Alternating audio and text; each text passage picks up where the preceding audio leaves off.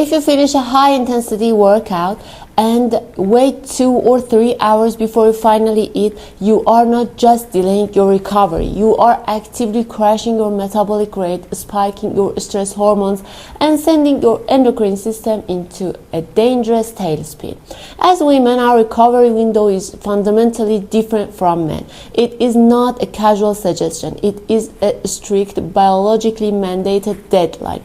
In the fitness world, we are constantly bombarded with generic advice. Most of the data is derived from studies performed exclusively on young male subjects. We are told that the anabolic window is a myth and that total daily macronutrient intake is the only variable that matters. That rule might hold true for male physiology. A man's body can remain in a baseline muscle building state for hours after a training session. But for female physiology, the rules of engagement are entirely different.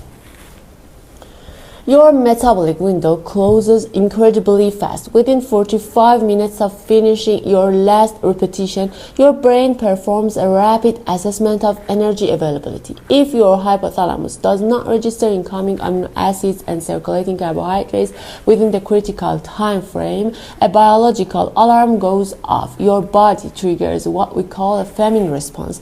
Instead of recovering and building lean tissue, your physiology halts cellular repair, aggressively raises cortisol levels, and begins breaking down your hard-earned muscle tissue to use as emergency fuel. This is the exact opposite of what you want to achieve in the gym.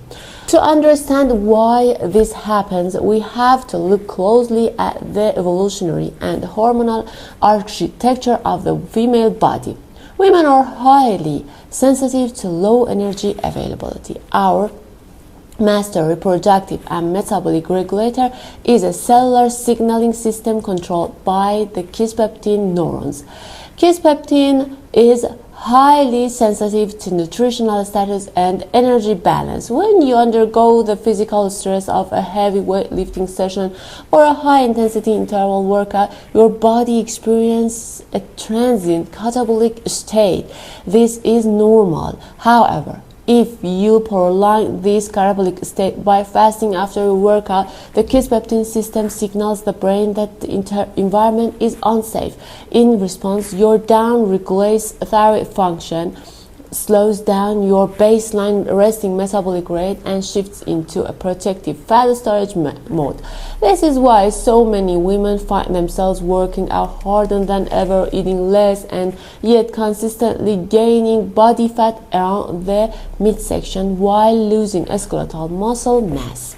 You are fighting your biology instead of fueling it. This neurological trigger becomes even more volatile as we navigate our 30s, 40s, and the transition into premenopause and menopause. During our prime years, robust estrogen levels act as an anabolic protector. Estrogen helps stimulate muscle protein synthesis and keeps our insulin sensitivity high.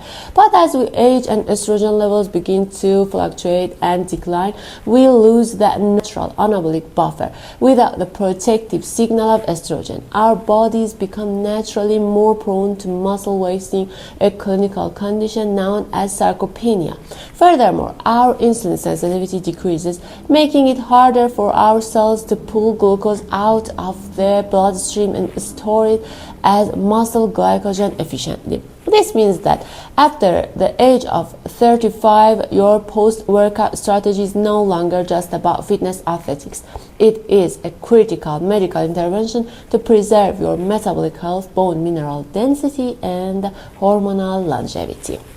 So how we do fix this and completely optimize your genetic potential? The solution requires a strategic two-step approach that you must implement immediately after your training sessions. First, step 1. is nailing the 45-minute post-workout window with exact precision. You need to immediately refuel with 25 to 30 grams of a high-quality, rapidly digesting protein.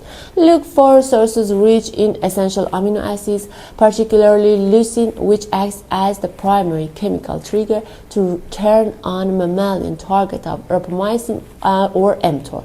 This is the cellular pathway responsible to muscle repair and synthesis. But protein alone is not enough. You must pair this protein with a fast-absorbing, clean carbohydrate. Do not fear carbohydrates. Post-workout carbs do not get stored as fat. Instead, they cause a controlled surge in insulin. In this exact 45-minute window, insulin acts as a powerful anabolic carrier, shuttling those amino acids directly into the depleted muscle cells, lowering your elevated cortisol levels and signaling your brain that the famine is over and the repair phase can officially begin. Step 2 is leveraging specific evidence-based supplementary tools that directly counter hormonal decline. The first tool you must integrate is macronized creatine monohydrate. There is a deep, unfortunate stigma surrounding creatine in the women's health space, mostly driven by misinformation. Creatine does not make women bulky, and it does not just cause permanent fluid retention. Creatine is a fundamental cellular energy precursor. It directly restores your adenosine triphosphate or ATP reserves via the phosphagen system. When your estrogen levels drop during premenopause, your body's natural capacity to synthesize and utilize creatine decreases.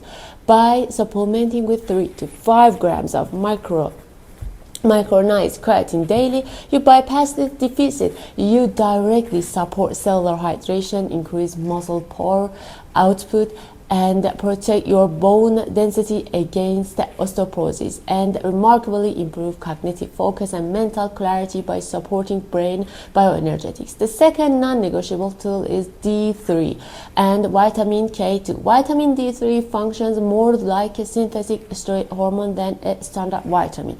It is a primary regulator of gene expression regarding muscle strength and immune function. It works synergically with estrogen to maintain calcium absorption inside the skeletal matrix. Without optimal vitamin D3 levels, your post-workout recovery will stall, regardless of how clean your macronutrient intake is. Finally, we must address the nervous system using adaptogens. When you finish an intense workout, your sympathetic nervous system is highly active.